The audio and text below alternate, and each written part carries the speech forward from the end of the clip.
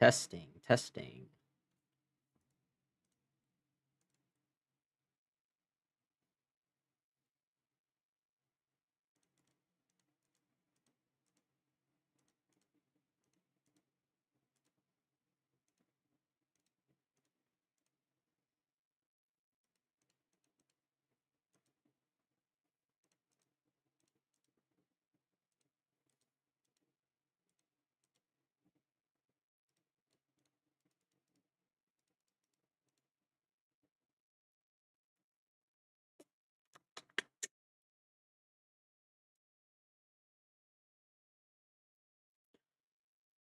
As per usual, we're gonna wait a little bit for people to show up.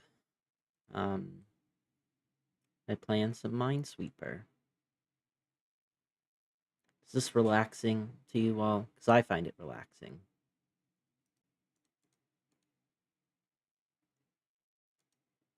And if you don't find it relaxing, well, too bad.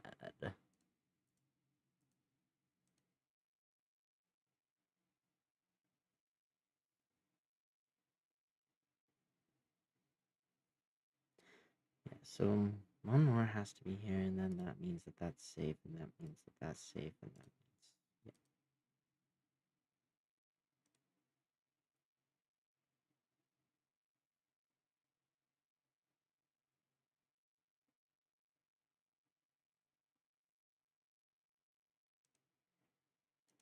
No, we're not fucked at all.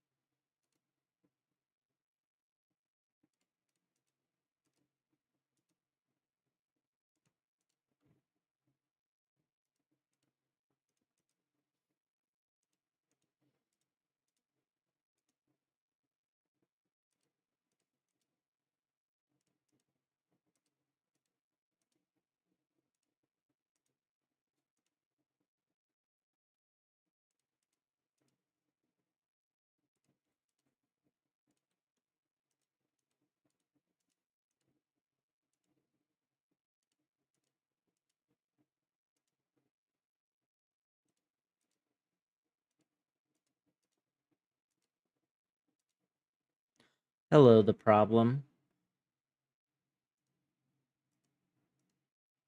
Hope you are doing well.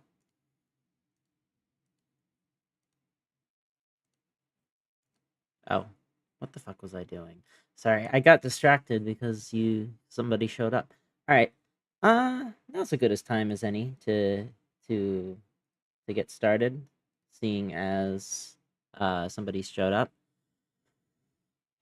Okay, so we're gonna be continuing on with on the modern cult of factish gods.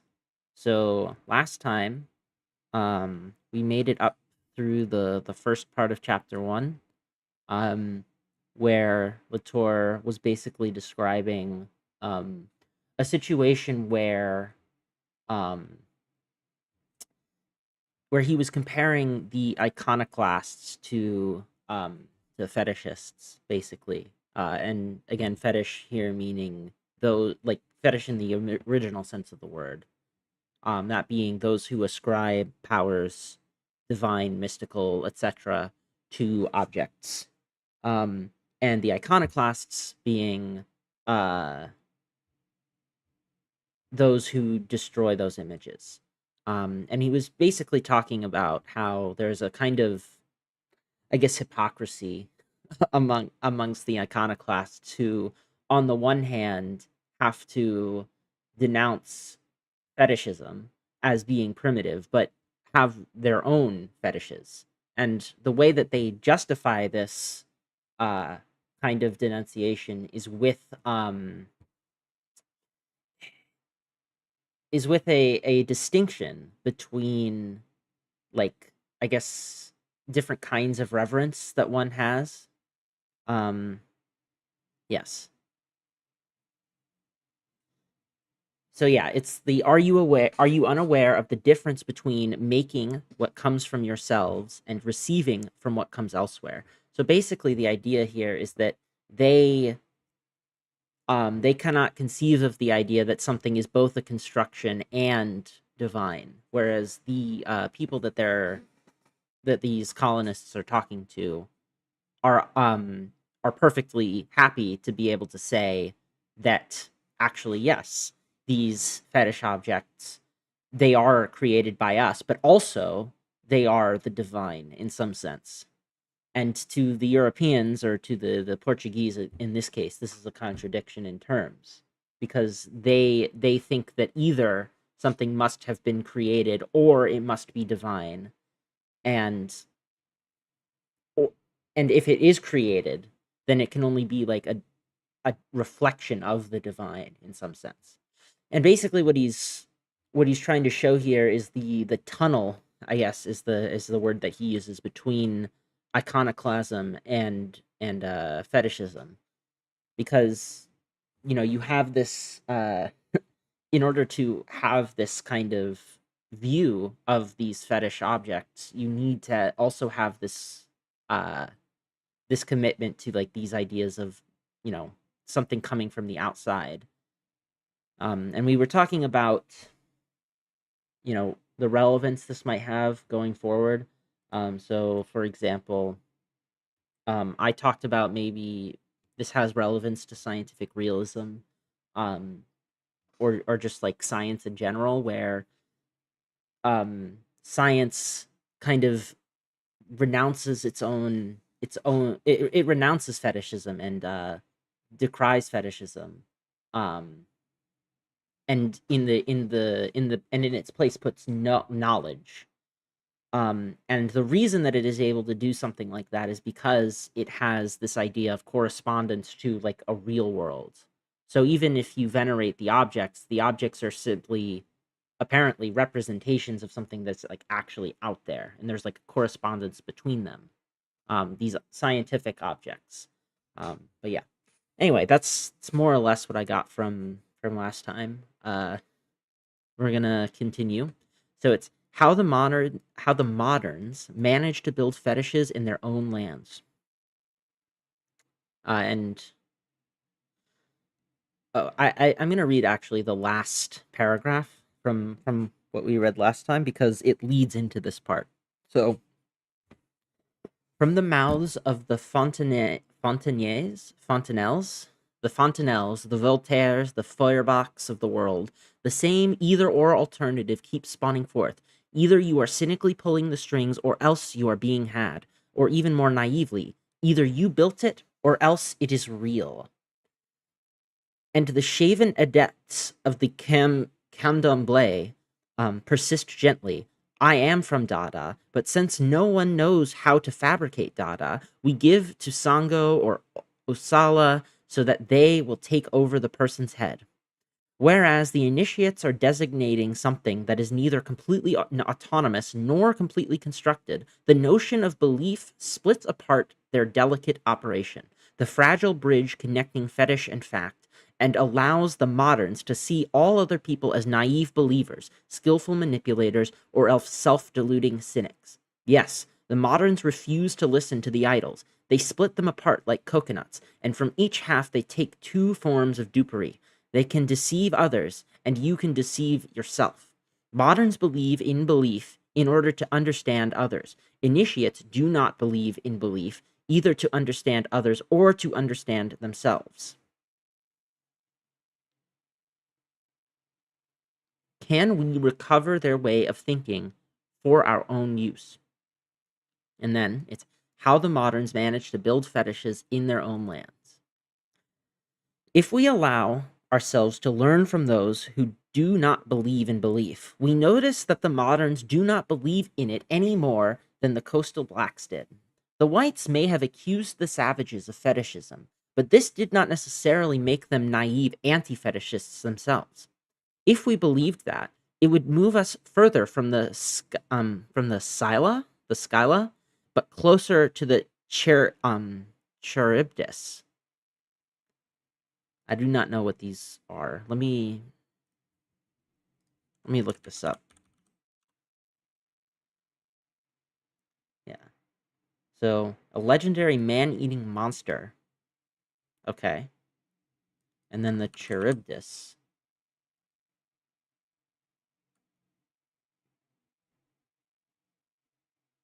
Oh, it's from the Odyssey. Right. These are the two paths that Odysseus has to choose between. Right. Yes. It would move us further from Scylla, but closer to Charybdis. If we believed that, we could save the blacks from belief, and belief would then become an accusation leveled by the whites against something they did not understand. But we would be plunging the whites into an abyss of naivete. We would have them believing that others believe. We would we would be confusing whites with blacks. What we have just done for the fetishists, we must do now for the anti-fetishists, and show ourselves to be as charitable toward the latter as we have been towards the former. Interesting. Okay, so basically what he's going to, I think, going to be arguing is that anti-fetishism is also somewhat sober in what it's doing. That like the people know more or less what's going on and why they're doing the things that they're doing. But let me highlight this.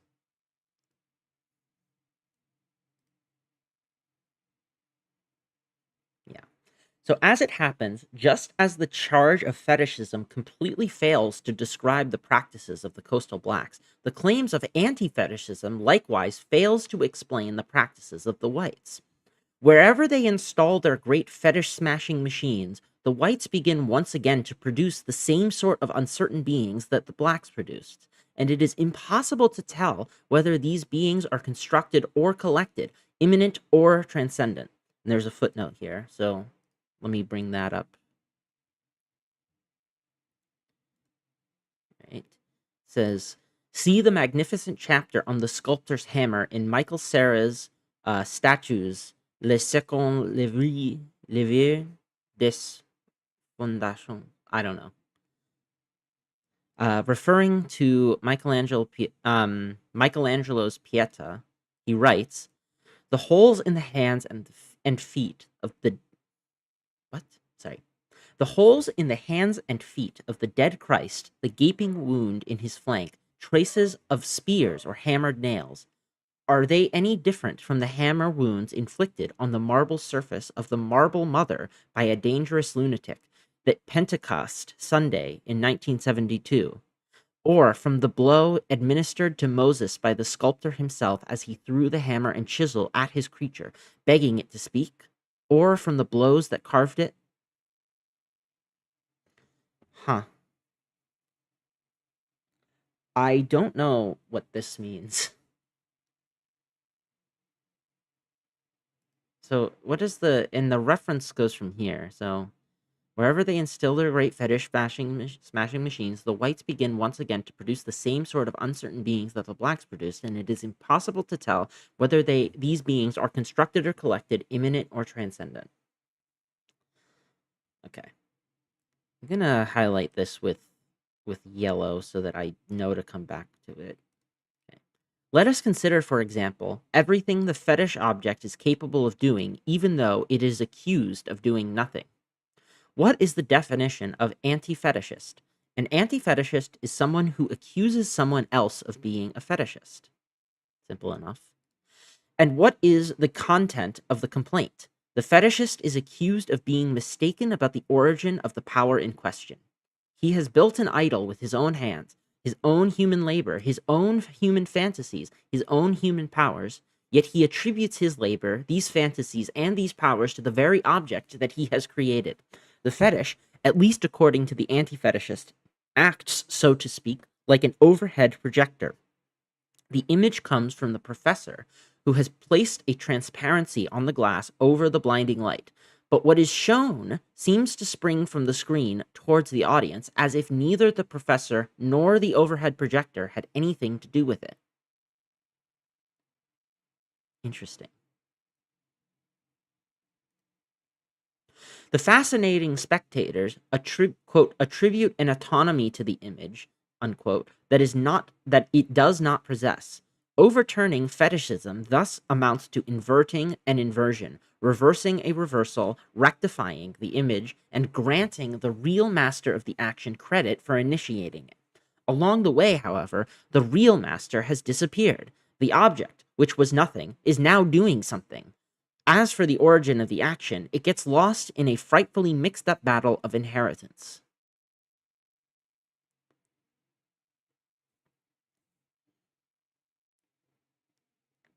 Hmm. The object, which was doing nothing, is now doing something.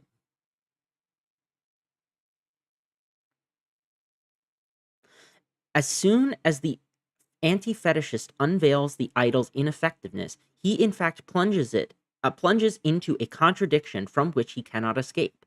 Just when the fetish is deemed to be nothing at all, it begins to act and shift everything about it.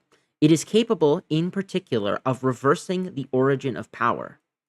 Okay, so this is what I said earlier, that iconoclasm and like the destruction of fetish objects kind of presupposes the power of the fetish object. Oh shit, I didn't realize that I forgot to close this.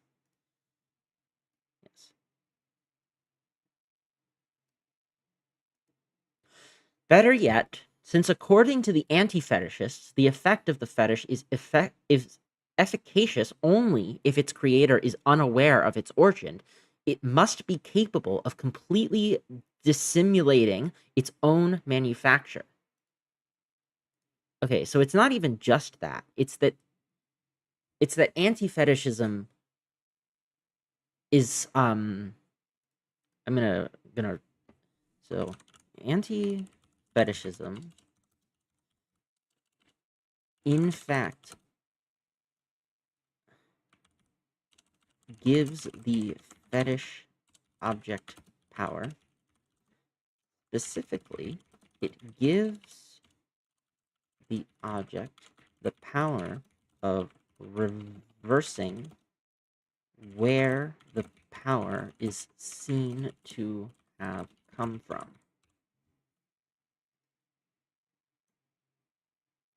Thanks to the fetish, in a single wave of a magic wand, its creator can turn himself from a cynical manipulator into an ingenious dupe. Thus, even though the fetish is nothing but what a human makes of it, it nevertheless adds a little something. It inverts the origin of the action. It dissimulates the human work of manipulation, and it transforms a creator into a creature. How could anyone deny the efficaciousness of an object that is capable of so many prodigious feats? But the fetish does better still. It modifies the very quality of human action and work, and yet, by revealing that only human action gives voice and power to objects, the critical thinker ought to invert the inverted origins of power, ending the illusion of the fetishes once and for all.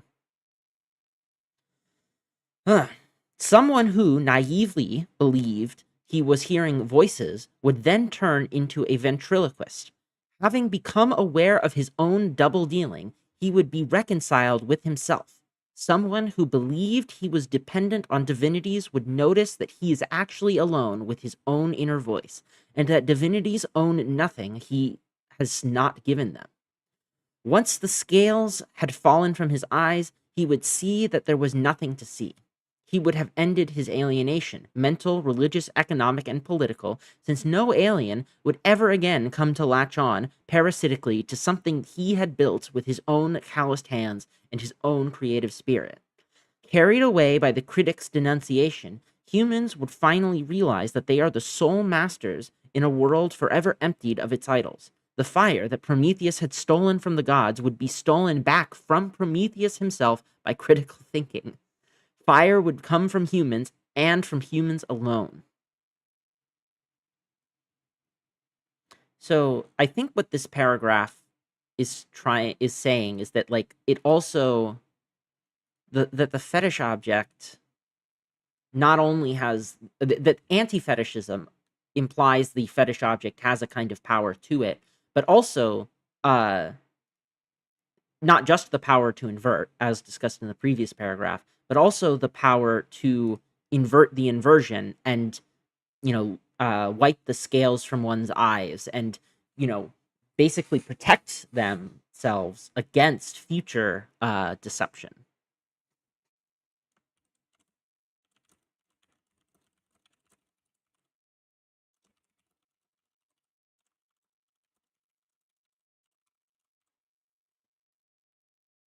Yes.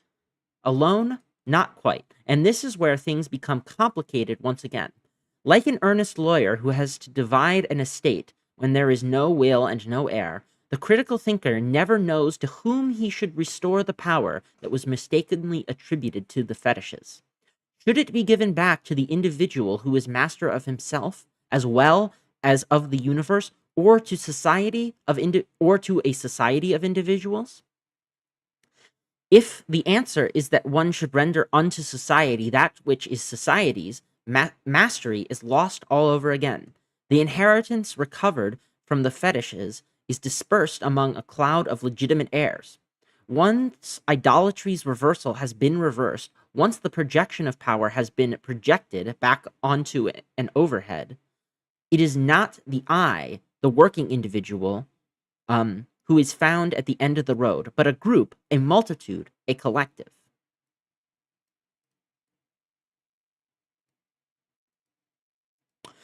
Now, under the now dispelled fantasy of the fetish, the enlightened human begins, being. Under the now dispelled fantasy of the fetish, the enlightened human being realizes that he is not really alone, but that he shares his existence with a crowd of actors. The alien he thought he was eliminating comes back in the frightfully complicated form of a social multitude. The human actor has merely exchanged one form of transcendence for another. We can see this quite well in Emile Durkheim, in whose hands that which is social seems hardly less opaque than the offending religion it explains. Yes, we can see this quite well in Emile Durkheim, in whose hands that which is social seems hardly less opaque than the offending religion it explains.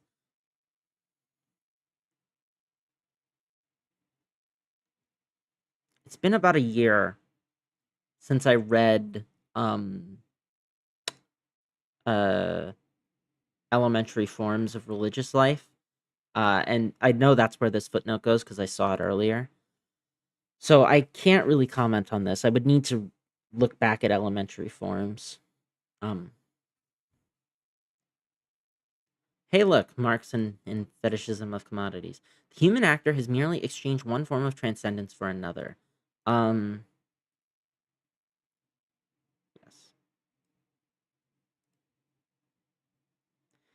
Let's add a comment here, specifically explaining this. How do I summarize this?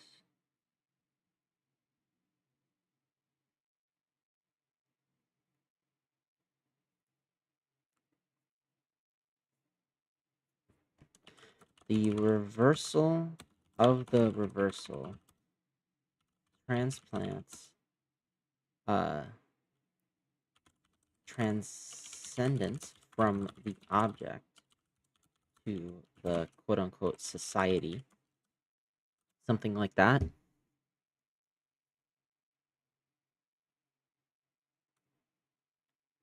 Yes.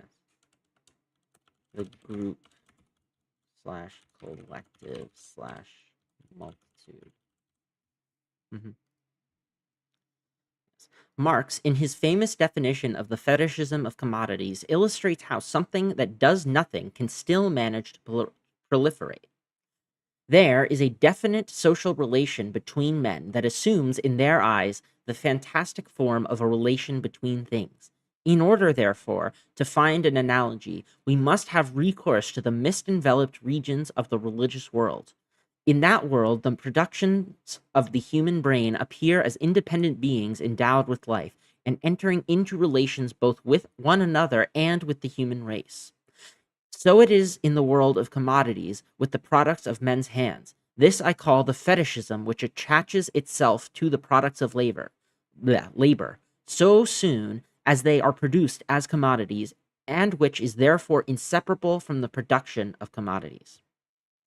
Economic anthropology attests to the fact that relationships among human beings, whether fetishized by way of merchandise or not, seem no more simple or transparent than those among divinities. And I want to see where that one goes.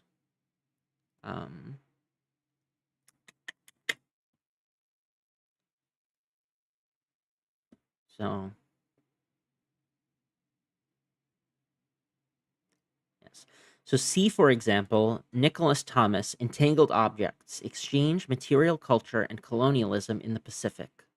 And especially, yep, The Great Transformation. Yep. Definitely would recommend The Great Transformation. I absolutely love that book.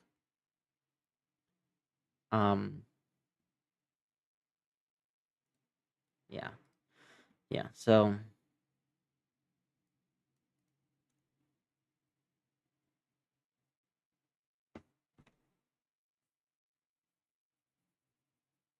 sorry, I gotta wipe my screen off. If merchandise loses its seeming autonomy, no human regains mastery as a result, and certainly not the tireless worker.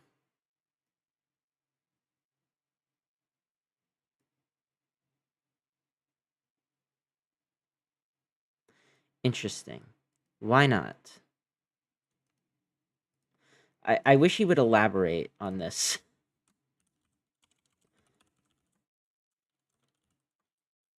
Because, like, so is he contravening Marx here? Because it seems to me like Marx would have thought that realization of commodity fetishism realization as in like realizing that commodities are fetishized would in fact um vest some kind of power or at least some kind of understanding in the worker. So is he contravening Marx here or is he saying something else? I'm not 100% sure. So through some strange inversion of the inversion, it appears that the fetishless world is populated by as many aliens as the world of the fetish.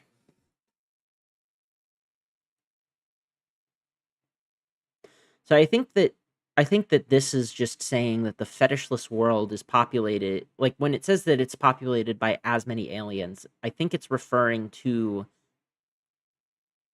like the inversion of the inversion just puts the fetishism or uh the alienation back onto like the whole of society.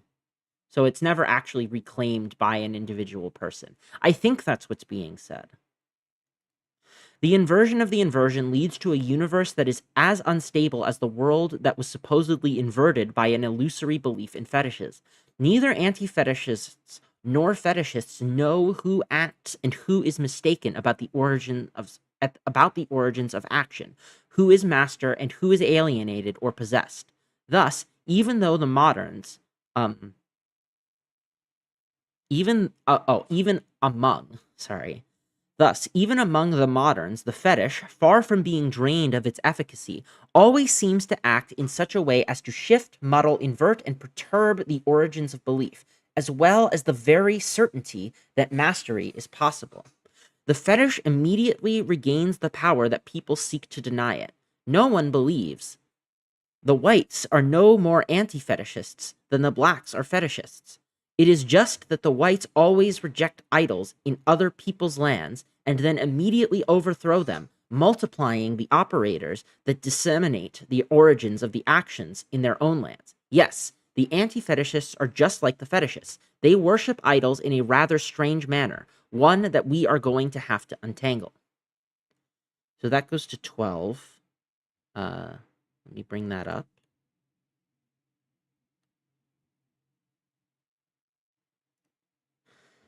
In the process, I continue the slippage between Luce, uh, Luce Boltanski and Laurent Thevenot in On Justification, Economies of Worth. Oh, the slippage begun by, not between, begun by. I don't know why I'm reading so bad today. So in the process, I continue the slippage begun by these two in On Justification, Economies of Worth, that leads from critical sociology to the sociology of criticism. One might even say that I am extending the analysis some anthropologists have carried out on the very concept of fetishism. The word brings back bad memories from anthropology. No. The word brings back bad memories for anthropologists, and it does not even appear in Pierre Bonte's and Michel Izard's dictionary of anthropological terms. Probably, I can't read this. The little book by Alfonso Iacano, uh, Fetishism, History of the Concept, probably reconstructs the history of fetishism around the notion of the refusal of the other and offers a detailed deconstruction of Charles de Brousse's work. Like Emily Apter's and William Pietz's work, Pietz's book, Fetishism as Cultural Discourse, however, Iacano's cannot take us very far, for it never questions the virtues of anti-fetishism. While both books justifiably criticize the racist myth of a primitive religion and the systematizing follies of Auguste Comte, the authors side with Marx and Freud in all seriousness and without distancing themselves in the slightest. In their hands, the social sciences, liberated from the fantasies of belief, judge blacks and whites alike. Huh.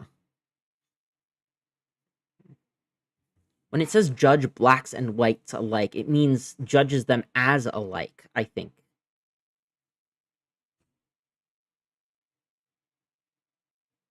So yes, so he is specific. He is like particularly contravening Marx, which is interesting.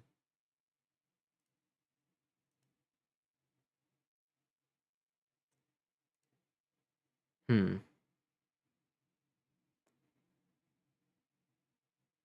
Let me think about this.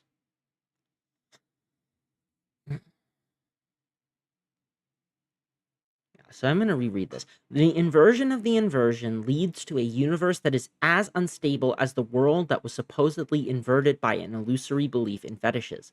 Neither anti fetishists nor fetishists know who acts and who is mistaken about the origins of action, who is master and who is alienated or possessed. Thus, even among the moderns, the fetish, far from being drained of its efficacy, always seems to act in such a way as to shift, muddle, invert, and perturb the origins of belief, as well as the very certainty that mastery is possible. The fetish immediately regains the power that people seek to deny it. So it has the power to invert and then invert the inversion. And once you have inverted the inversion, you are no longer able to track um where the power that it was vested with actually emanates from. You can't actually reclaim it, is I think what's being said. No one believes the whites are no more anti-fetishist than the blacks are fetishist. It is just that the whites always erect idols in other people's lands and then immediately overthrow them. Oh, okay. I missed this. Missed this part. Yes. They always erect idols in other people's lands and immediately overthrow them, multiplying the operators that disseminate the origins of the actions in their own lands. Okay. So the when he says that they're erecting idols, I take it to mean that he's saying that when they go into other lands, they see these fetish objects, and by seeing them as fetish objects and being anti-fetishists, they are erecting them as such and attributing the power to them, specifically the power of this double inversion. Here is the attribution of the power of double inversion. Um,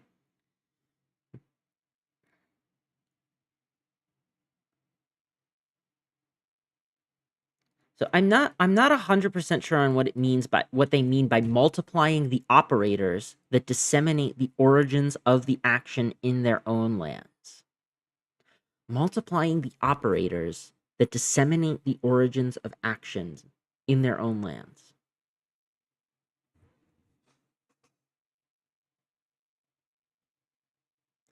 Oh, okay. So like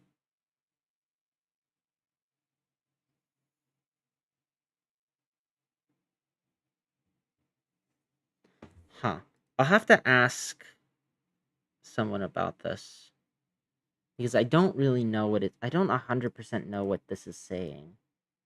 Let me go back to the footnote.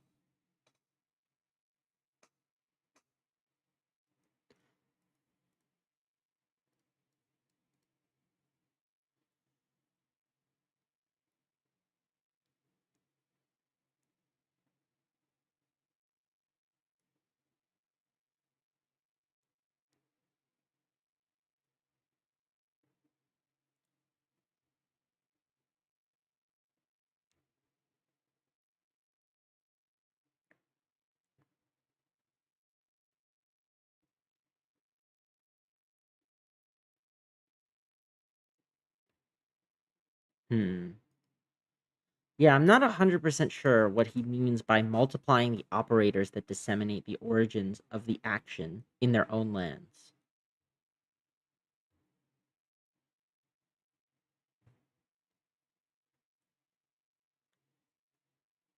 When it says the origins of which action, I'm a little confused. So no one believes the whites are no more anti-fetishist than the blacks are fetishist. It is just that the whites always erect idols in other people's lands and then immediately overthrow them, multiplying the operators that disseminate the origins of the action in their own lands. The action, that being the erecting and immediate overthrow, multiplying the operators that disseminate the origins.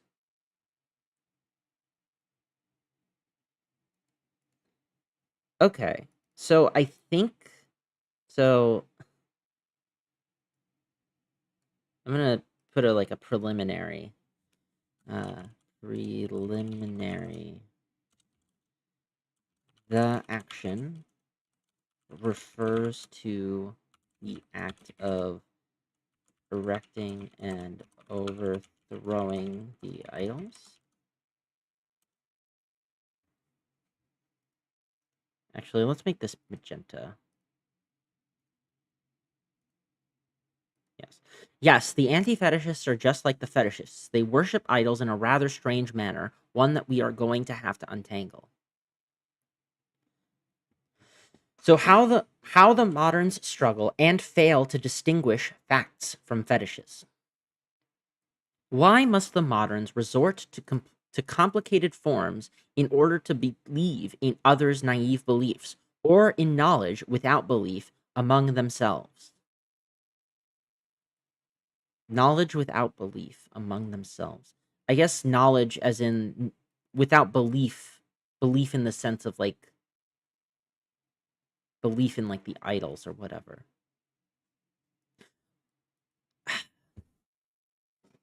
Okay, so this language is kind of confusing me because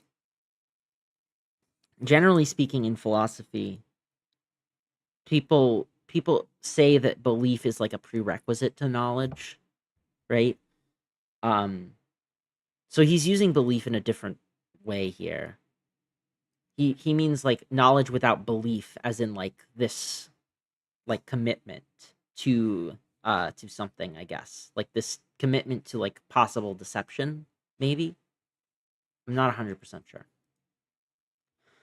Why must they act as if others believe in fetishes while they seemingly practice the most austere anti fetishism?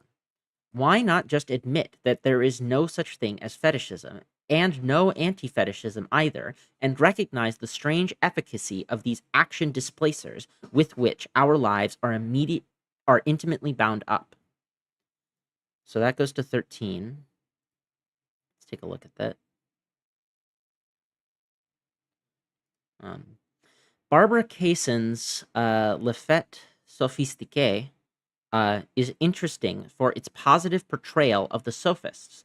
Instead of clearing their name, as scholars usually do, by making an unwarranted assumption that they were attached to pretense, Kaysen argues that they never believed in belief at all. She sketches the primitive scene during which, for the first time, the synonymy between what is made and what is real was broken.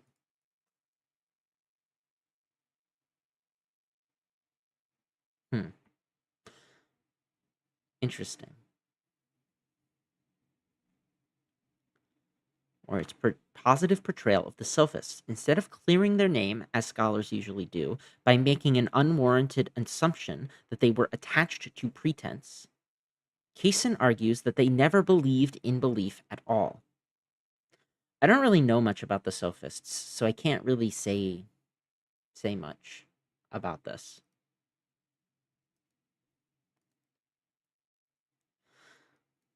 Hmm. Yes. So why must they act as if others believe? Why not just admit that there is no such thing as fetishism and no anti-fetishism either, and recognize the strange efficacy of these action displacers with which our lives are intimately bound up? The reason is that moderns are strongly attached to the conviction that there is an essential difference between facts and fetishes. That seems important. The goal of belief is neither to explain the mental state of fetishists nor to account for the naivete of anti fetishists. Belief depends on something completely different, on the distinction between knowledge and illusion, or rather, as we shall see in the following sections, on the separation between practical life, which does not make this distinction, and theoretical life, which maintains it. So this seems very much like a pragmatist sort of move. Yes. So let us look a little more closely at the double repertoire that the notion of belief has to contain in separate compartments. Wait. Let us look a little more closely at the double repertoire that the notion of belief has to contain in separate compartments and see how it works. So the double repertoire has to be contained in separate compartments by belief. Yeah.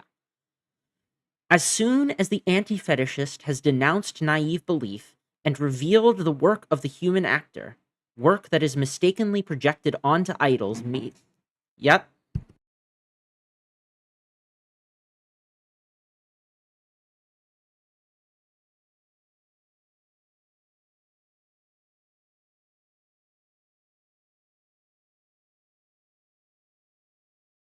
Sorry about that. Thought somebody was knocking on my door.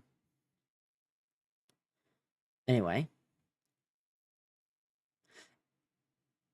as soon as the anti fetishist has denounced naive belief and revealed the work of the human actor, work that is mistakenly projected onto idols made of stone and wood, he goes on to denounce the naive belief that the individual human actor thinks he can attribute to his own actions.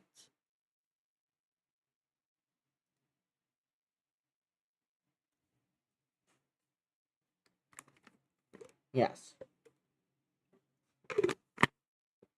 He goes on to denounce the naive belief that the individual human actor thinks he can attribute to his own actions. He goes on to denounce the naive belief that the individual human actor thinks he can attribute to his own actions.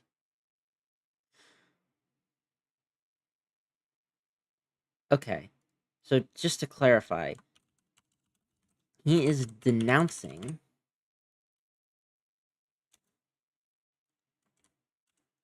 naive belief. The naive belief.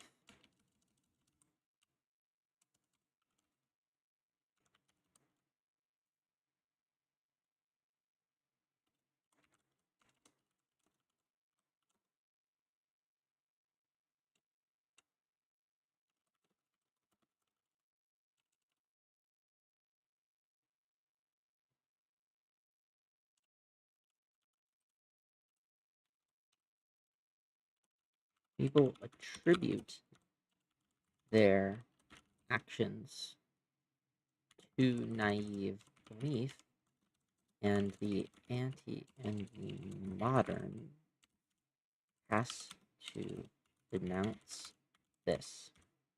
Mhm. It is not easy in the eyes of the anti-fetishist to behave like ordinary actors. If you try to dance on to their tune, you are always starting off on the wrong foot. If you believe you are being manipulated by idols, they will show you that you have created them with your own hands. But if you proudly boast of your ability to create so freely, they will show you that invisible forces are manipulating you and making you their agent without your knowledge. Huh.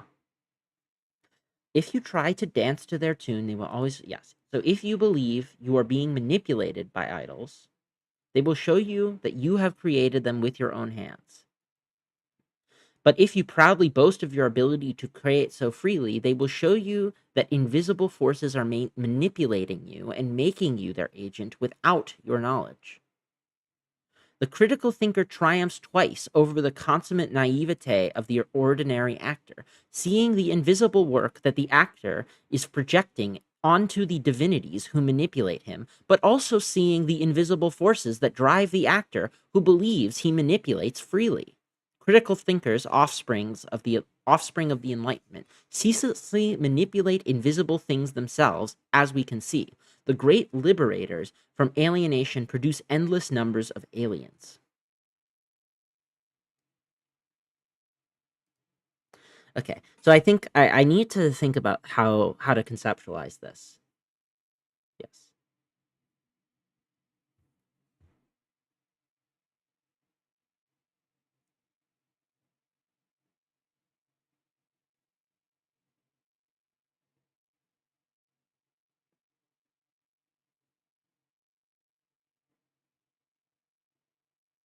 He goes on to denounce the naive belief that the individual human actor thinks he can attribute to his own action.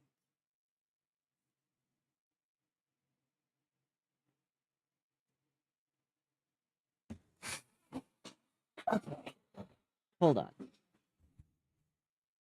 He goes on to denounce the naive belief that the individual human actor thinks he can attribute to his own actions.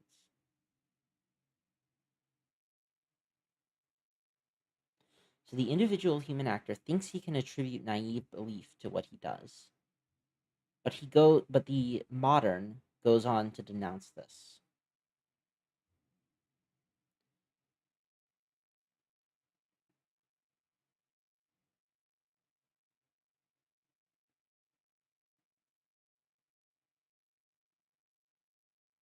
Hmm. So he goes on to denounce, yeah. So yes, so they will show you that the invisible forces are manipulating you and making you their agent without your knowledge. Yeah, so but if you proudly boast of your ability to create so freely,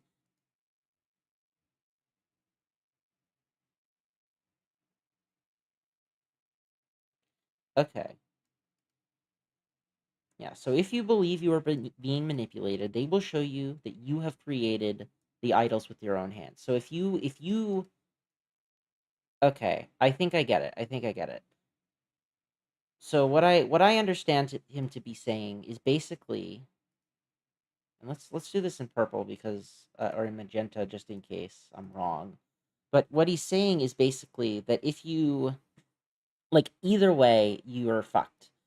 So if you believe you're being manipulated by the idols, they will tell you that you actually had the power all along, that you created by the idols yourself. But if you say, you know, I did create these idols, I am reclaiming this power for myself. Um, then they will still say to you, actually, no, you were being manipulated by an invisible force this whole time without your knowledge. I think that's what's being said. So basically, the critical thinker wins no matter what. Uh, Because either you think that the idols have the power and they say actually you have the power, or you think you have the power and they say actually no, something else has the power. It was actually society, um, or the social relations or whatever. I think I get. I think I get it.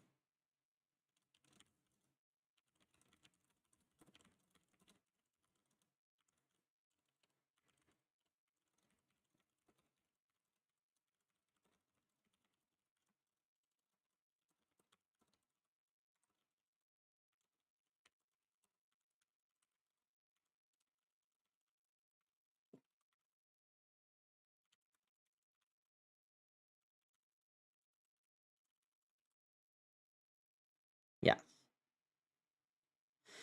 How do the moderns go about framing the actions of ordinary actors by means of two such contradictory denunciations? They do this by using two operators instead of just one. They invoke fairy objects on the one hand and fact objects on the other. When they denounce the naive belief of actors in fetishes. Hold on, let me highlight this because this seems important. So when they denounce the naive belief of actors in fetishes, they are using human action that is free and focused on the subject. But when they denounce the naive belief of actors in their own subjective freedom, the critical thinkers are using objects, as they are known by the objective sciences, that they have established, and in which they place their full trust.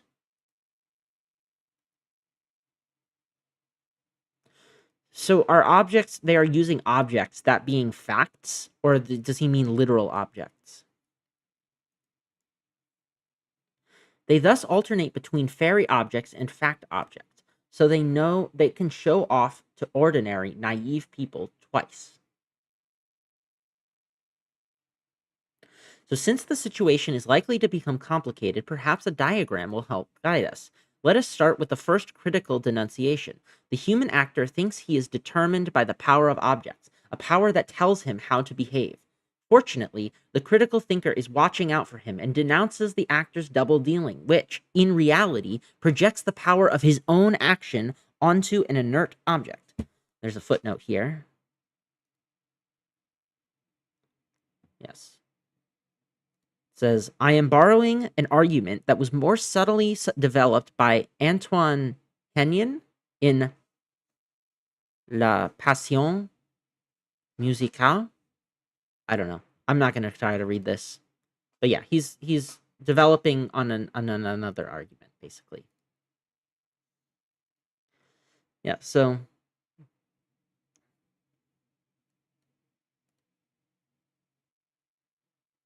yes. So since the situation is likely to yes, so let us start with a critical so here's the thing, right? So one, the fairy object, active and full. The direction of belief. So the fairy object. Actually, I'll just let him explain it first. So the human actor thinks he is determined by the power of objects, a power that tells him how to behave. Fortunately, the critical thinker is watching out for him and denounces the actor's double dealings, which in reality projects the power of his own actions onto an inert object.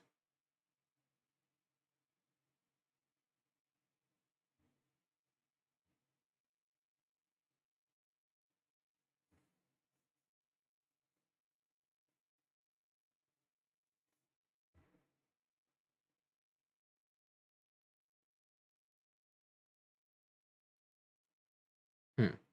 One might believe that the work of denunciation is over. Sobered up, freed, de-alienated, the subject takes back the energy that used to belong to him and refuses to grant his imaginary constructions an autonomy that they can never again recapture.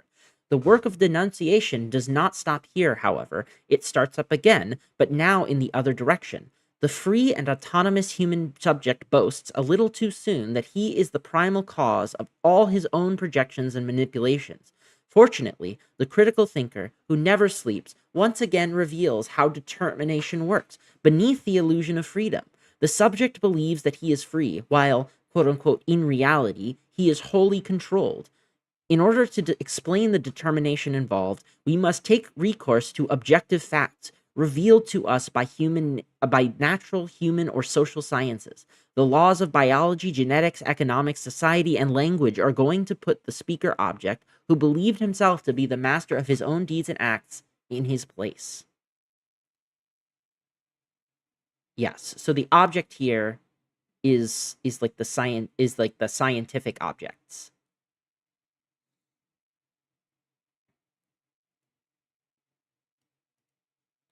Yeah, so this is figure 2. The first critical denunciation reverses the direction of belief so as to foreground the role. Okay, so these are the two different. Yes.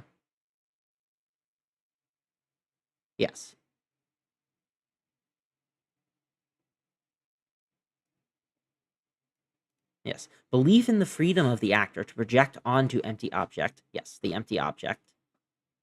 So uh, the object fact cause of actions. Yes.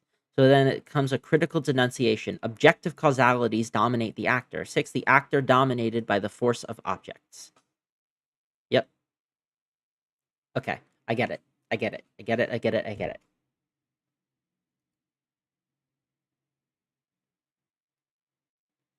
The two forms of denunciation look strikingly similar. The critical thinker, with his belief in causes, figure 2, occupies the same position as the naive individual with his belief in idols, figure 3. If anything appears to be denounced by the superimposition of the two diagrams, it ought to be denunciation itself, since this is what once again reverses the origin of the power, whose reversed origin it had previously reversed. Man, yes. It ought to be denunciation itself, since this is what once again reverses the origin of the power, whose reversed origin. Yes, so it is. They are denounced. Yes, so if anything appears to be denounced, it is denunciation itself, because it's denunciation that reverses the origin of the power whose reversed origin had previously been reversed. Yes. But denunciation by critical thinkers is no more at stake than is the naive belief of ordinary actors. The notion of belief allows the moderns to understand the origin of action in their own way through the double vocabulary of fetishes and facts.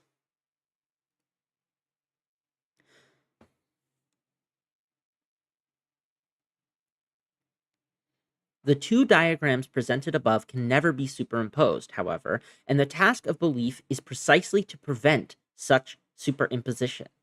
Why? Because critical denunciation is based on 4 different lists, 2 for the object pole and 2 for the subject pole. 4 lists that must never be mixed together under any circumstances. To state it bluntly, the critical thinker will put everything he does not believe in on the list of fairy objects. Religion, of course, but also popular culture, fashion, superstition, mass media, ideology, and so on. And he will put everything in which he firmly believes on the list of cause objects: economics, sociology, linguistics, genetics, geography, neuroscience, mechanics, and so on.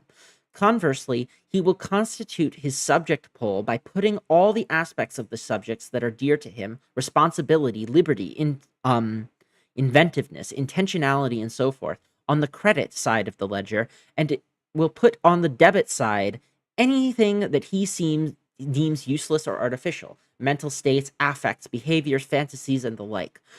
The content and length of each list will vary from thinker to thinker, but the 4-part diversion will remain intact. Okay, this seems super, super important. So I'm actually gonna highlight this whole thing.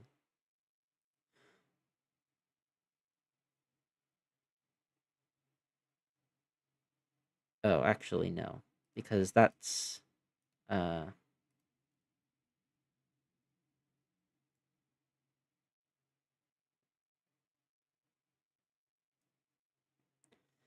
um, yes, very important. So then, so I guess my preliminary question here is then, how do we get to something useful, right? Because, or are we denouncing this denunciation at all.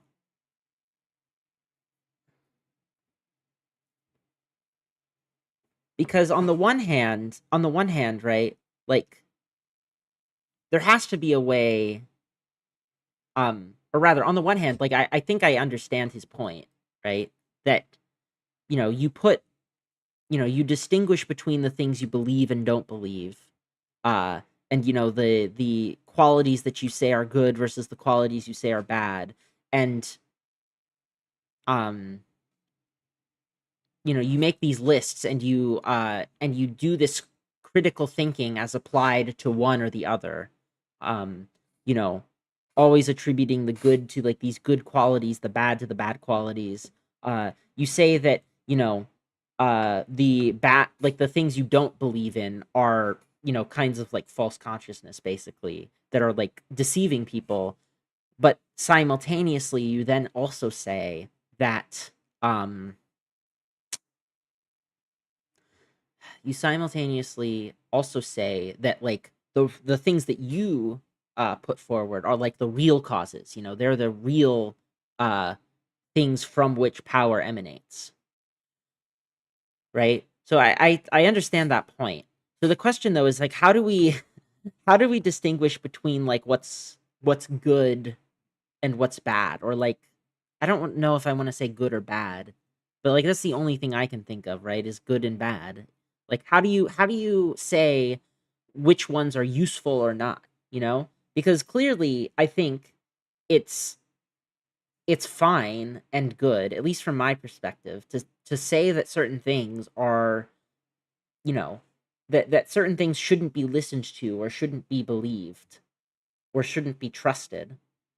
And that you can appeal to certain standards of evidence that people accept, right? Because I want to be able to say that, you know, or else how do we not get into this kind of thing where everybody's right?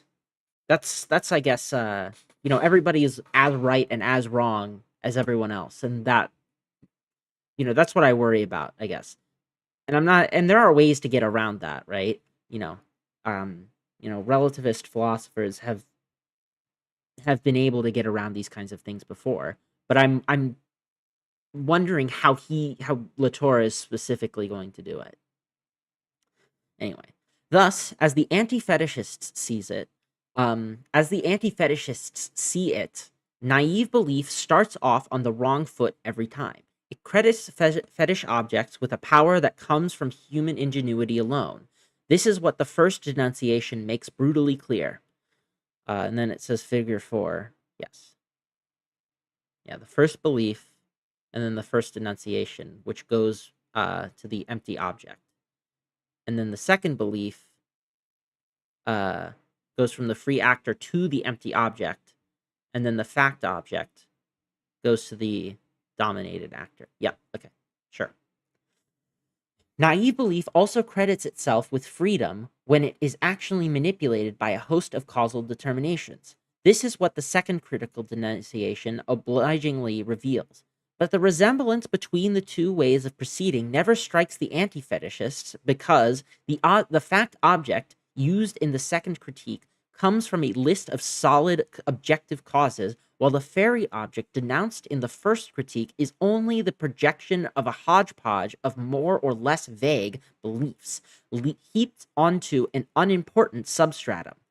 Conversely, the active subject carrying out the first denunciation is assigned the role of a human actor rebelling against alienation and courageously demanding his full and total freedom, while the active subject in the second denunciation is a puppet drawn and quartered by all the causal determinations that mechanize it in all directions. Provided that the black and gray lines of figure 4 are kept strictly apart, critical thought will have no difficulty claiming both that a free and autonomous human actor creates his own fetishes and the objective determinations revealed by the physical or social sciences define the actor completely.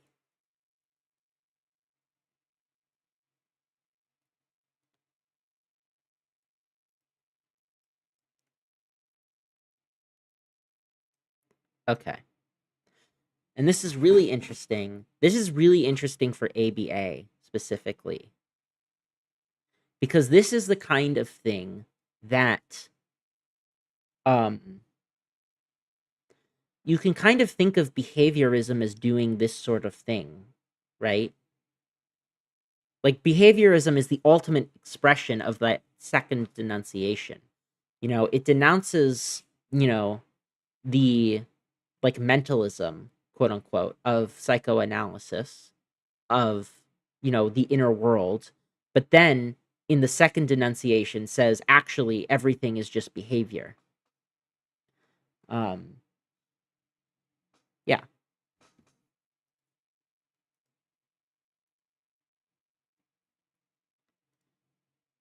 I think that's what's happening here. Um,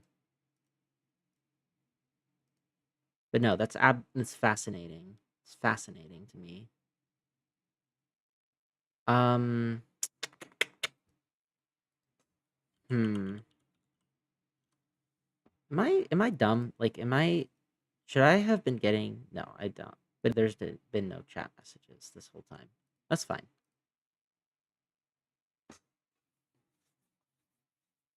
Anyway, we can now call belief the entire operation authorized by Figure 4. We understand once again that belief in no way refers to a cognitive ability. Instead, it refers to a complex configuration in which the moderns construct themselves. In order to understand their own actions, they forbid themselves to return to fetishes, even though, as we shall see, they continue to use them.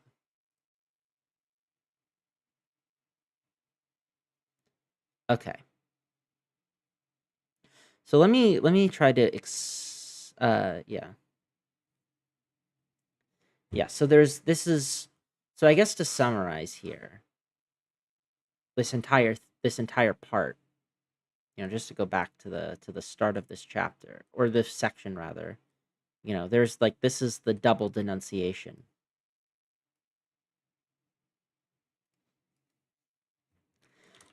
Double denunciation. Attribute.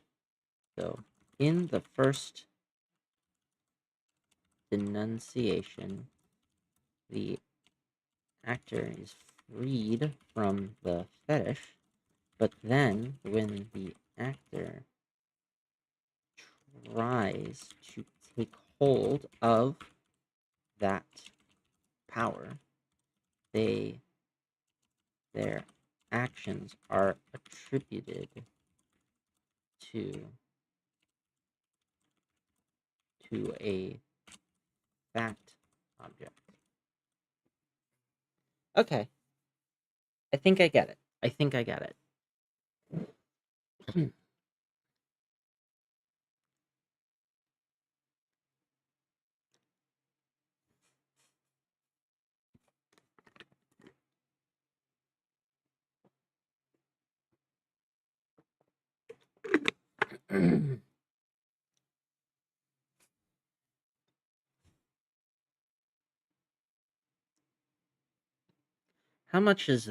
How long is this section? This next section?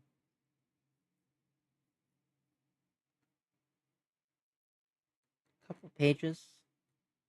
Hmm.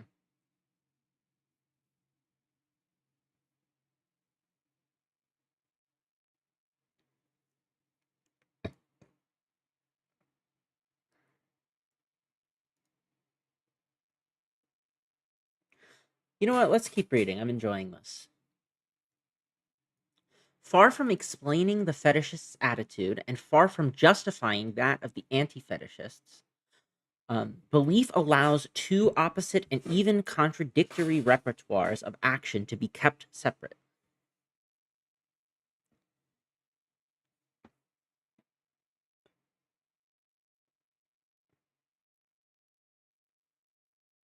Hold on.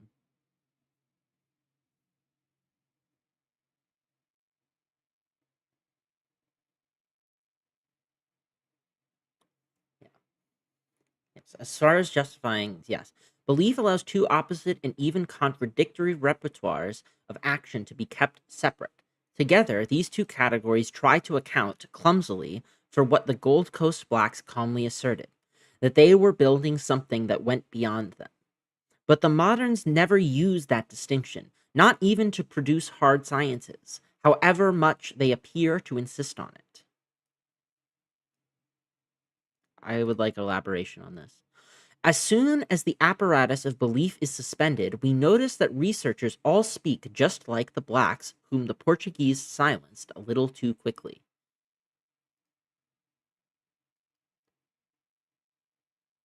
I don't necessarily disagree with this. So my thought is that it depends, right? So sometimes researchers will do this, but the careful ones will not, right? There are people who, there are researchers, like there are scientists who are constructivists and like recognize the construction of science as just that, right? So let's see what the example is. So let us listen to Louis Pasteur, one proof worker among others, as he speaks.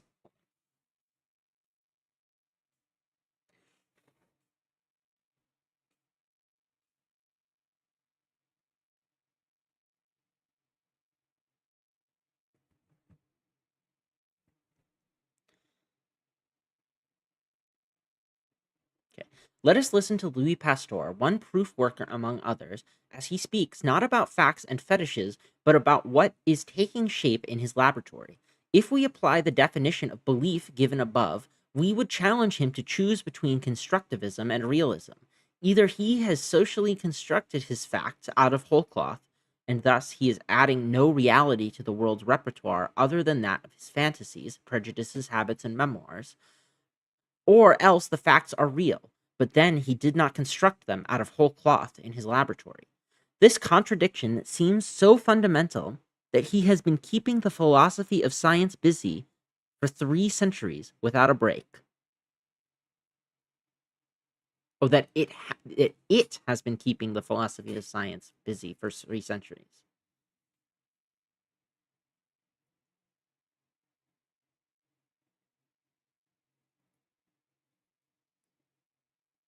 So I don't I think what I would say is that he doesn't. Maybe the moderns say that he has to do this. Like either he has socially constructed his facts out of whole cloth, or the facts are real. But I don't think that you need to do that. I think you can just say that it's both. That's more or less what a pragmatist account would do. Like somebody like Peirce, like Charles Sanders Peirce. Um, you know, like he was arguably proposing a kind of uh, constructivism about science, but it was still, I think, like much more. It was still like, I don't want to say realist, but it had like measures by which you could say something was true or not, right? Yes. Yet it scarcely troubles Pasteur, who obstinately persists, as did the blacks, in not understanding the challenge. He does not even perceive the difficulty. He asserts in the same breath that the ferment of his lactic acid is real because he carefully set the stage on which the ferment revealed itself on its own. The realists wax indignant. You grant too much to the constructivists by admitting that you did it all yourself. The social constructivists are similarly outraged. How can you claim that lactic acid ferment exists on its own, without you, when you yourself are pulling all the strings? And Pasteur persists, obstinately, gently, just like the old woman with a shaved head entering the candomblé to seat, or make, or fabricate her divinity. All through this memoir, I have reasoned on the basis of the hypothesis that the new yeast is organized, that it is a living organism, and that its chemical action on sugar corresponds to its development and organization. If someone were to tell me that in these conclusions I am going beyond that which the facts prove, I would answer that it is quite true, in the sense that the stand I am taking is in a framework of ideas that in rigorous terms cannot be irrefutably demonstrated. Here is the way I see it. Whenever a chemist makes a study of these mysterious phenomena, and has the good fortune to bring about an important development, he will instinctively be inclined to assign its primary cause to a type of reaction consistent with the general results of his own research. It is the logical course of the human mind in all controversial questions. And that links to a footnote. I'm guessing that it's just citing Pasteur. Yeah. Emphasis added, and for a more complete version of my analysis, see Bruno Latour something. I can't actually read this because it's in French.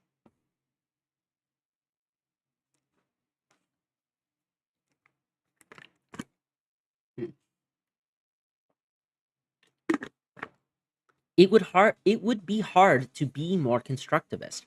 Thomas Kuhn or Harry Collins might have written such sentences in which one can clearly perceive the scholar's effort to construct his facts by projecting onto them his professional habits, his presuppositions, and even his prejudices. The habits of the group he belongs to, his bodily instincts, and the logic of the human mind. Unfortunately for the sociologists of science, Pasteur goes right on to add the following. And it is my opinion, at this point in the development of my knowledge of the subject, that whoever judges impartially the results of this work and that which I shall shortly publish will recognize with me that fermentation appears to be correlative to life and to the organization of globules, and not to their death or putrefaction. I'm guessing, yeah, death or putrefaction. Putrefaction.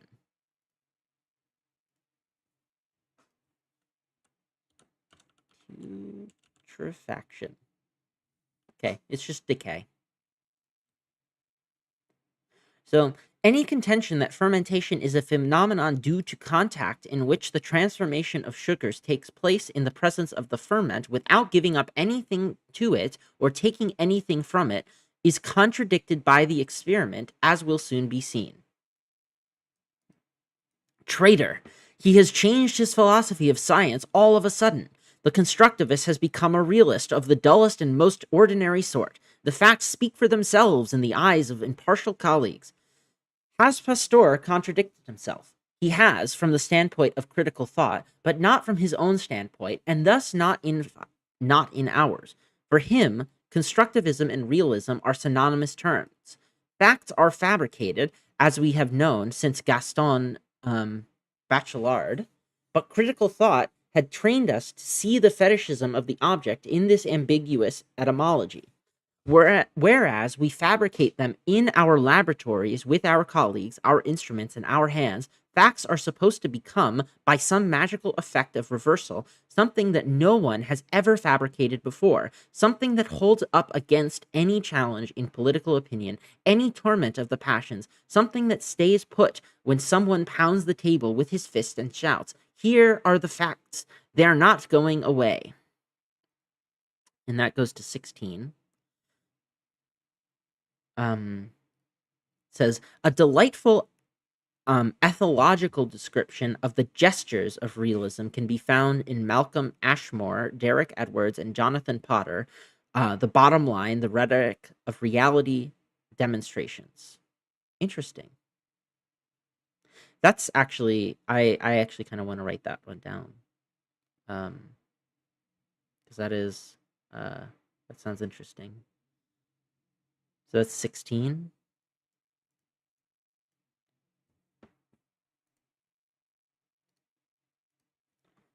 Look at this later. After the work of construction, the anti-fetishists claim the facts, quote, take on their own autonomy, unquote, even though the very same French word, Lafayette, or Lafayette, I'm just going to look up how to pronounce it.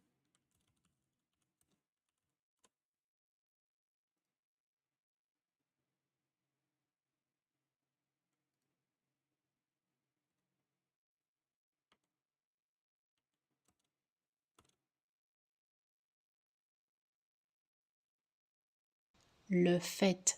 Le fait. Le fait. Something like that. Okay. Yes. Even though this very same French word, le fait, means both what somebody has fabricated, the manufacturing thing, and what nobody has fabricated, the autonomous fact, must we see in this contradiction that has first been covered up by a magic trick, then hidden by belief, before finally being buried under hypocrisy. And then that links to 17. I have used this trope in Bruno Latour and Steve Woolgar, Laboratory Life, the Social Construction of Scientific Facts.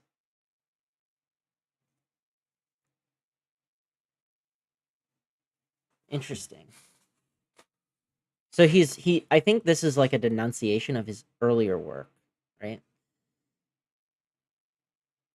Yes. When this book was published, the failure of social explanation was not yet apparent. I drew its conclusion only later by removing the word social from the title of the second edition of the book. Yes. Yes, laboratory life. Yes.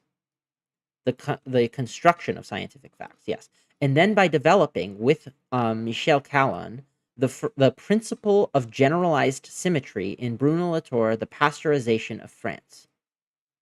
And then in Science in Action, how to follow scientists and engineers through society. I had indeed detected the phenomenon, but it took me 20 years to understand the synonymy of the two verbs to build and to overtake. Okay, interesting.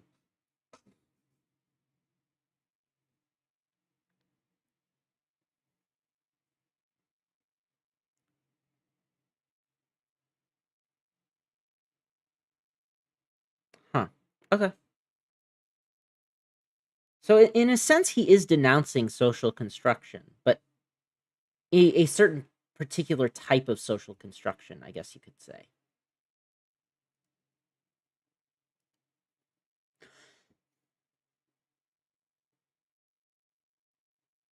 Mhm. Even though the very same French word, yeah. So, must we see in this a contradiction that has first been covered up by a magic trick, then hidden by belief, before finally being buried under hypocrisy? Not necessarily. Another solution is at hand, but this one presupposes that we can abandon critical thought, forget notions of belief, magic, hypocrisy, and autonomy, losing the stunning mastery that has made us moderns and proud of it. So that goes to 18. Yeah, so on the history of this mastery and the notion of anthropological symmetry, see, we have never been modern. I haven't read, we have never been modern, so yeah.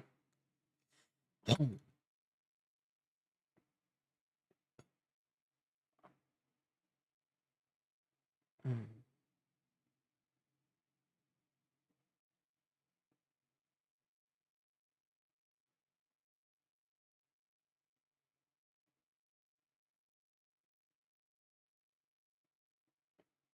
All right, sorry.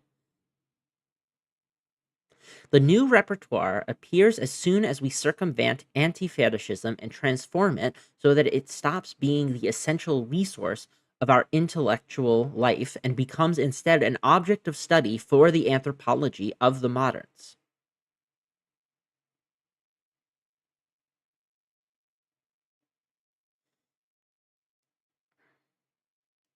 So, okay. Anti-fetishism as an object of study. The first repertoire obliges us to choose between the two meanings of the word fact. Is it constructed, a fabrication, or is it real, a fact? The second repertoire accompanies Pasteur when he finds synonymy in the sentence, yes, it is true, I made it in the laboratory, and, therefore, only the autonomous ferment appears to the eye of an impartial observer. That goes to 19. I am not considering here this theme of verum and factum, uh, that applies to man the old theological argument over what can be known about a world by its creator. See Amos Funkenstein, Theology and the Scientific Imagination from the Middle Ages to the 17th Century. This theme presupposes a theology and an anthropology of the applied sciences that run totally counter to the lesson I seek to derive from fetishes. Okay,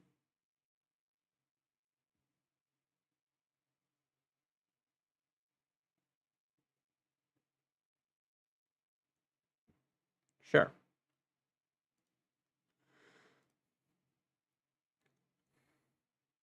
Yes. Whereas the modern repertoire keeps anything from happening in the middle, except for some tripping over the twists and turns of except for some tripping over the twists and turns of dialectics. In the non-modern repertoire, everything happens in the middle, such as that crucial moment when Pasteur, because he had done a good job, could let his ferment go, finally autonomous and visible, feeding delightedly on the culture that had been that had just been invented for it. Jesus Christ. All right. So let me look at this figure. In modernist theory, scientists have to choose between fabrication and reality. In the modernist practice, they find ways to obtain autonomy because of their active fabrication. There is no break. Yes, the two repertoires are kept strictly distinct.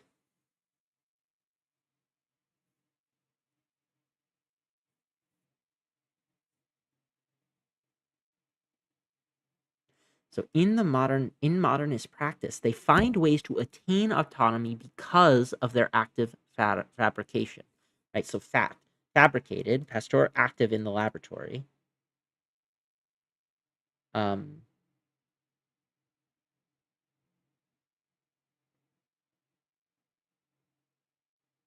I'm having a little bit of a hard time understanding this. Like this is like a three-dimensional thing.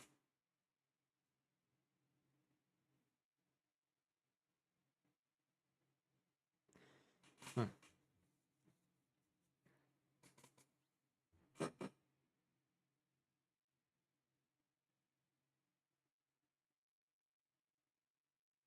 Mm-hmm. All right. Oh, the top of figure 5.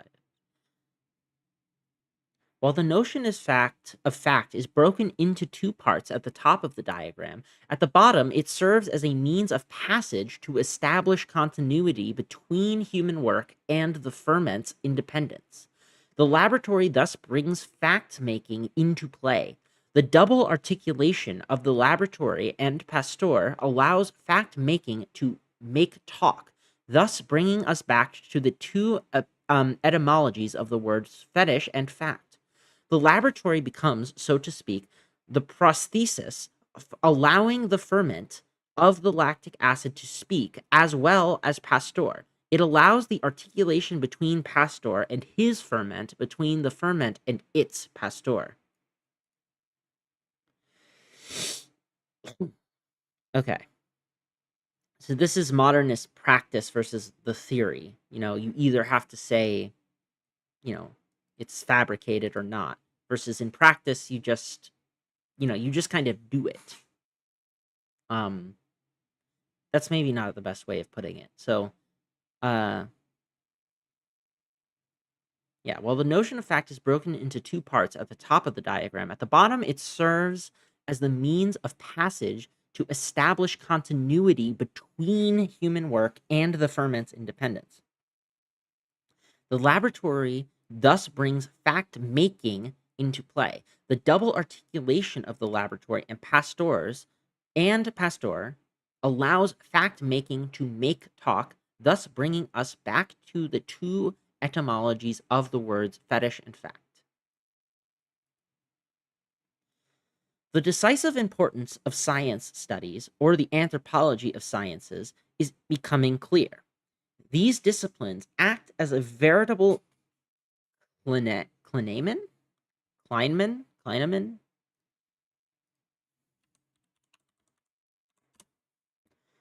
Um, the unpredictable swerve of atoms in Epicurean philosophy.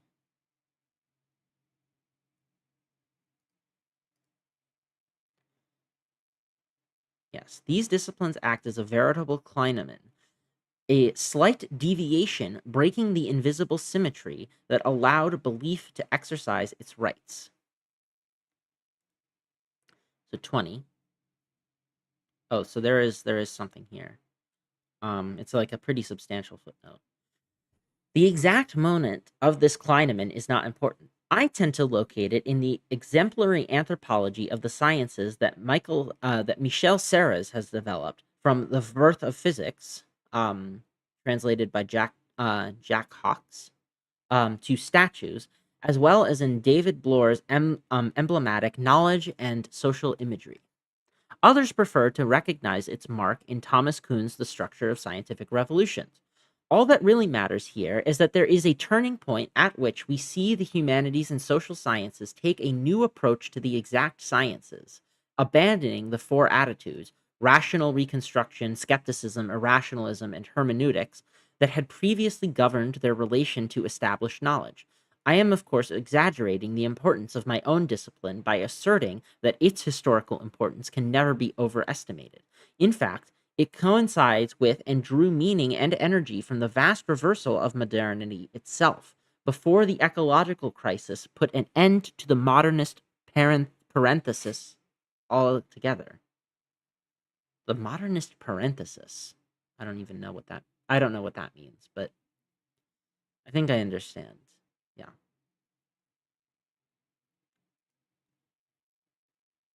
Um. Yeah. Yes. In fact, by forcing theory to take actually let's start from the beginning of the sentence. The decisive importance of science studies or the anthropology of sciences is becoming clear. These disciplines act as a veritable Kleineman, a slight deviation breaking the invisible symmetry that allowed belief to exercise its rights. In fact, by forcing theory to take the practices of researchers into account, the social analysis of the sciences mixes the two repertoires and makes it necessary to explain the acknowledged facts of science with resources that were developed for accounting for fetishes. And then there's another footnote. For a presentation of this failure of social explanation in the face of objects that are too difficult for us, see Michel Callan and Bruno Latour. Uh, I don't know what this is. Provided that its consequences are understood, failure has philosophical virtues that are decidedly superior to those of success. Hmm.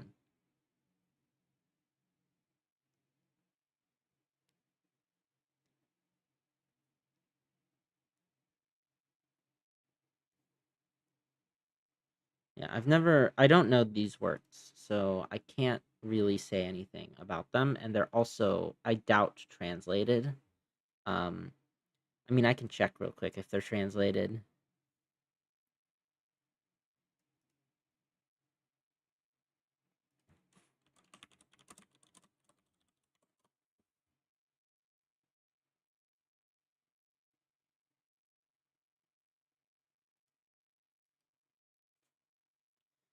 Hmm.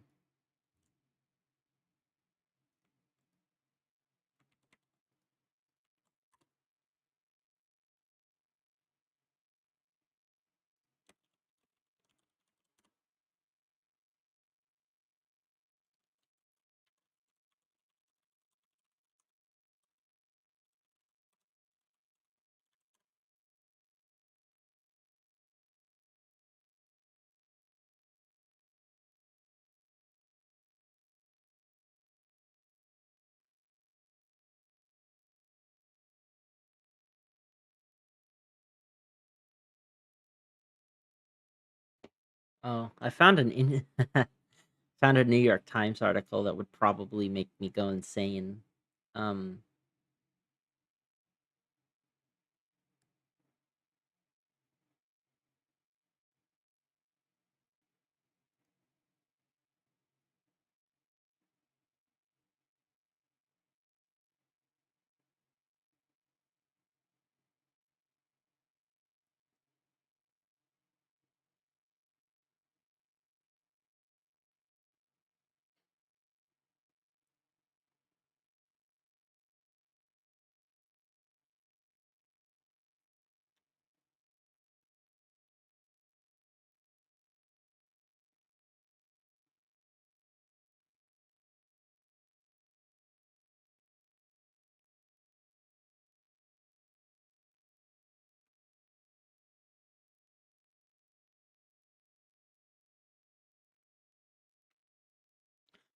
All right, I can't actually find this paper, so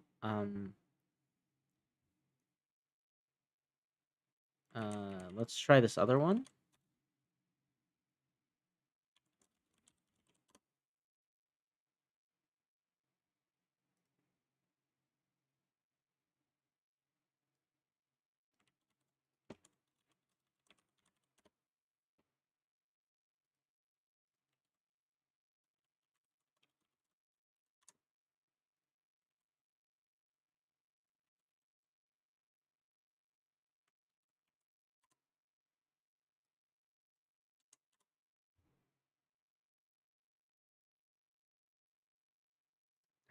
Yeah, I don't think these are translated yet. That's very sad.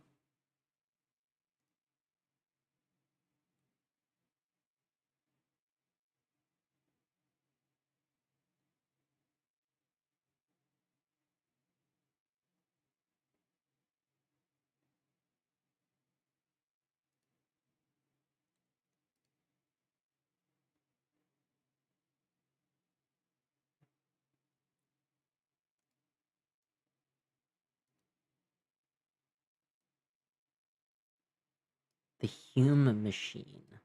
Interesting. Sorry, I'm just like looking at other papers at this point.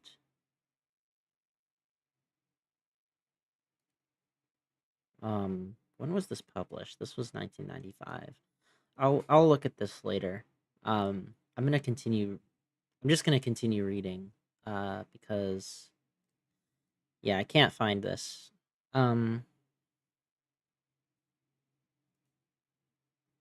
yeah. So he's denouncing. Interesting. So he's denouncing social explanation, or at least like purely social explanation.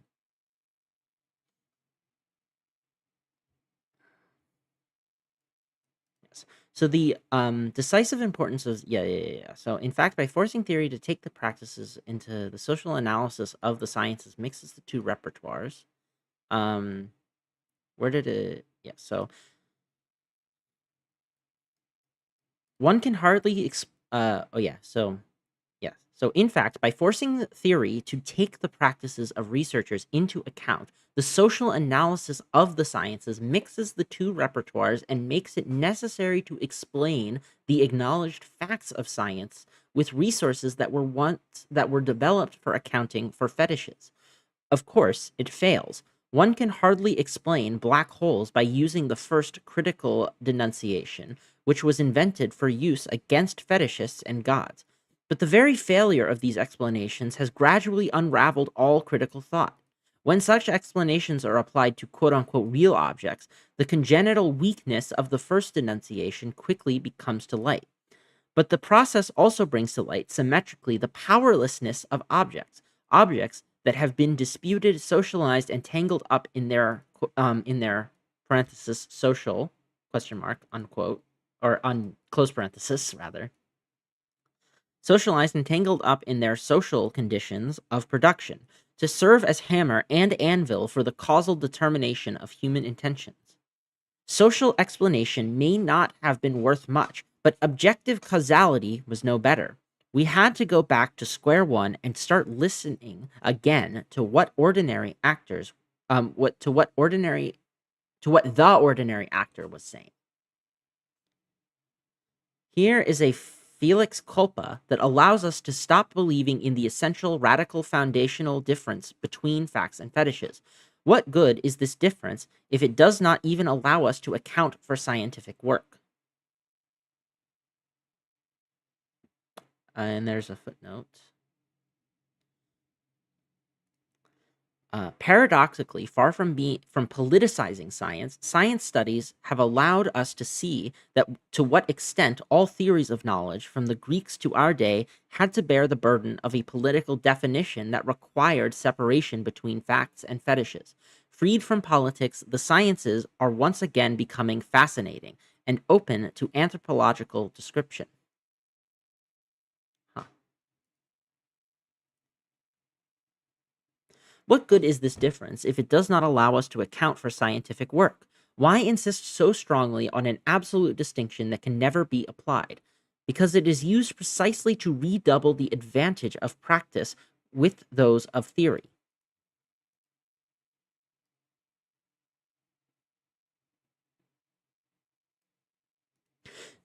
Because it is used precisely to redouble the advantages of practice with those of theory. The double repertoire of the moderns cannot be discovered in their distinction between facts and fetishes, but in the second, more subtle distinction between the separation of facts from fetishes that they institute in theory on the one hand, and the total different passages from one to the other, and the totally different passages from one to the other that they carry out in their practice on the other.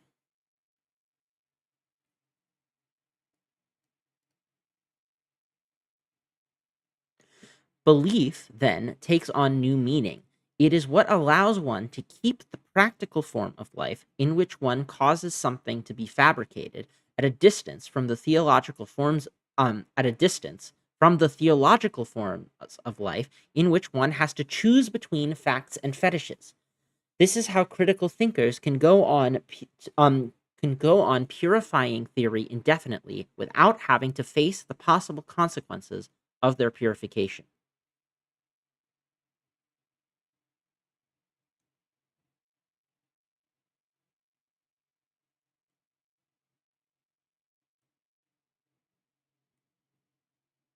All right, I'm gonna stop there because I've going been going for like an hour and 42 minutes, and it doesn't seem like anybody has shown up, which is unfortunate. But I enjoyed reading it. Um,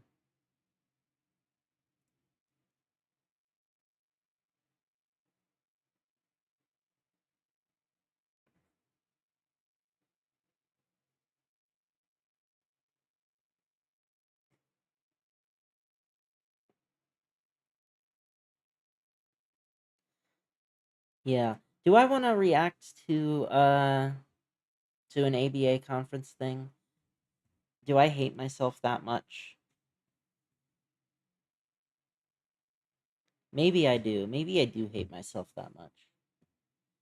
I want to see how long it is. Let me check how long it is. I don't actually remember.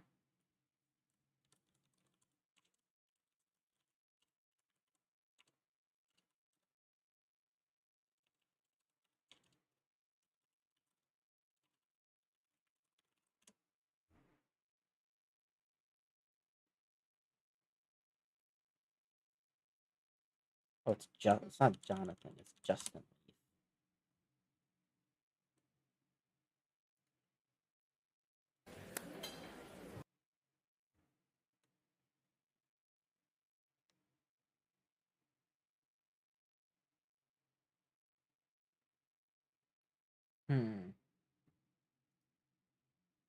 32 minutes.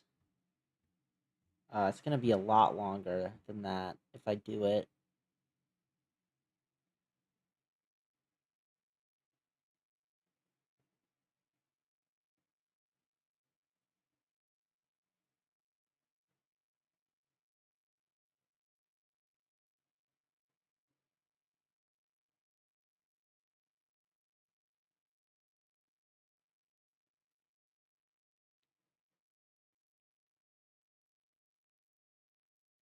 Yeah, I don't think I want to do this. Not right now, because it's gonna take a long time if I do it. So for now, I think I'm just gonna go. But um, it says I've had 2 concurrent viewers basically this entire time. So if you were one of those concurrent viewers, then thank you. Um, if you were trying to chat and I didn't see it, then I'm sorry. I don't think anybody was, but you know. Anyway, take care, everybody. Goodbye.